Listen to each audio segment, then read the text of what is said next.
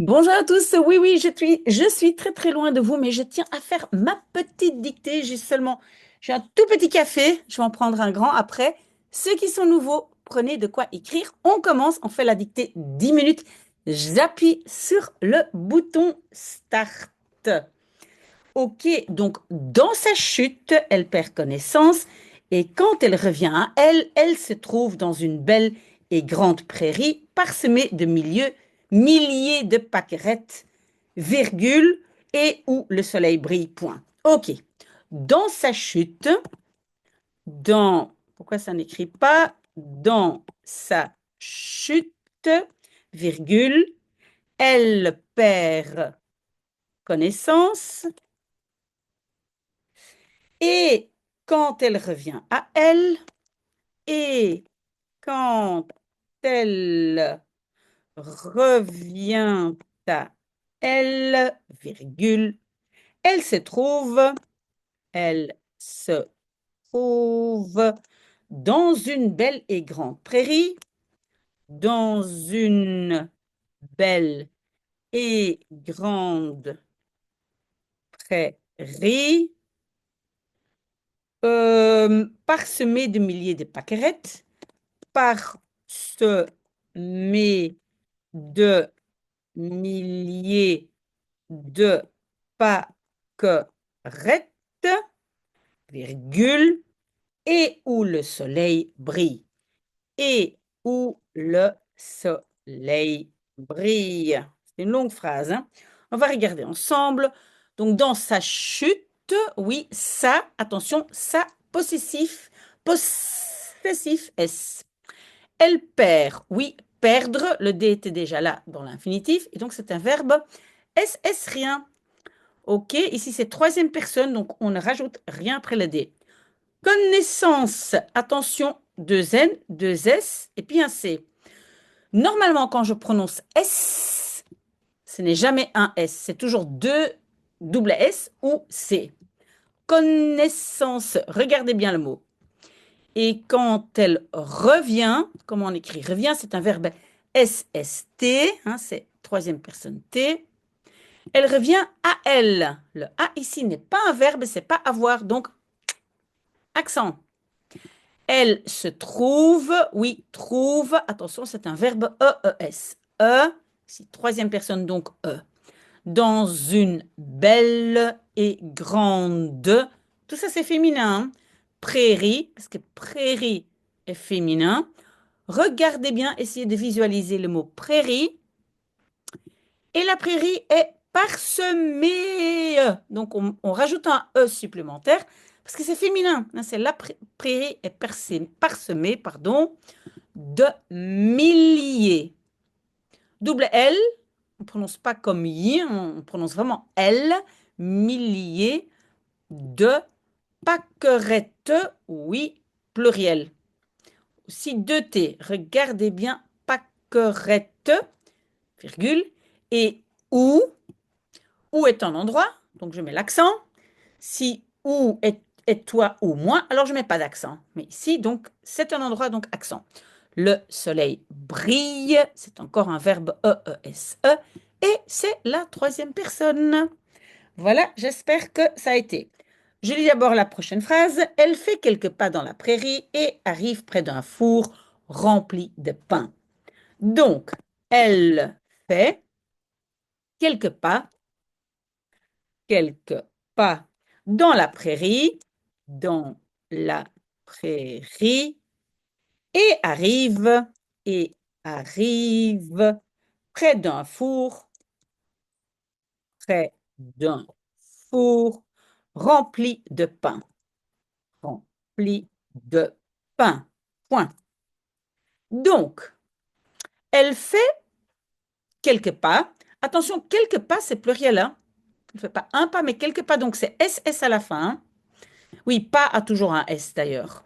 Dans la prairie, ça on sait déjà écrire. Ah oui, je n'ai pas parlé de elle fait. Attention, c'est un verbe SST. Ici, troisième personne T.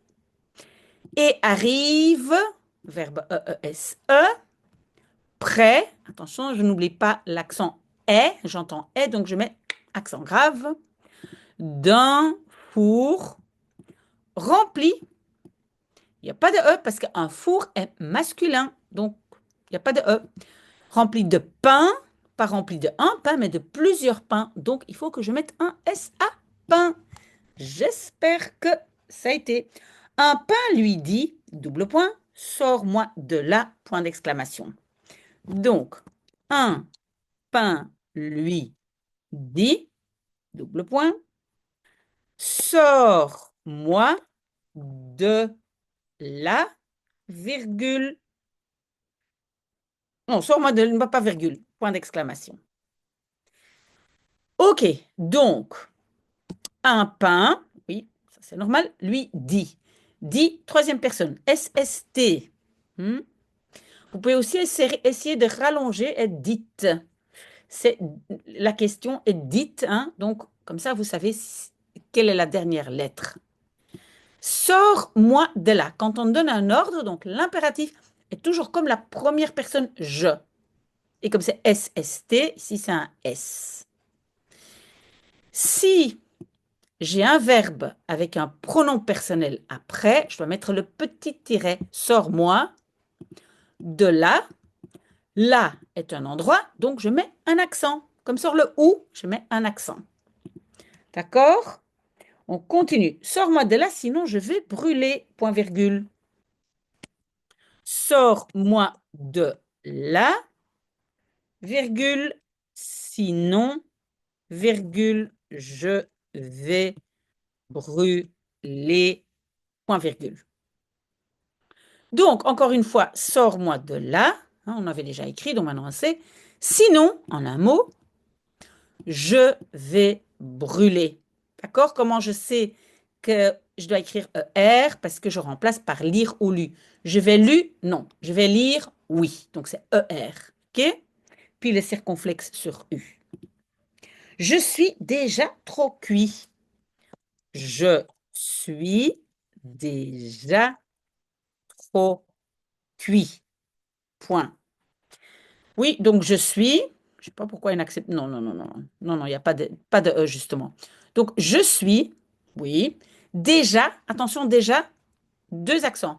Accent aigu, accent grave. Je suis déjà trop. Je sais que c'est un P parce que parfois je fais la liaison trop important. Donc, je sais que c'est un P. Et cuit, j'essaie aussi de rallonger pour connaître la dernière lettre. Cuite. Hmm. Elle est cuite. OK? Très bien. On continue. Elle s'avance vers le four et les sort tous les uns après les autres avec une grande palette point. Donc, elle avance vers le four et les sort tous, enfin tous, les uns après les autres avec une grande palette. Avec une grande palette. Point. OK, donc elle avance, E-E-S-E, ici troisième personne, vers le four, oui, rien à dire, et les sort. C'est qui sort? C'est elle qui sort. C'est elle qui sort les pains. Hein? Donc les, ce sont les pains, pluriel, sort, S-S-T, troisième personne. Et puis attention, ici, j'ai des pluriels tout, donc je mets un S, les, uns. D'accord? SSS parce que c'est pluriel. Après, les autres, aussi pluriel. Hein? Donc, les pains, pluriel, avec une grande palette. Donc, une grande palette, parce que tout ça, c'est féminin. OK, on continue. Ensuite, virgule, elle continue sa route et arrive près d'un arbre courbé sous le poids des pommes qu'il porte. OK, donc ensuite, virgule, elle continue sa route.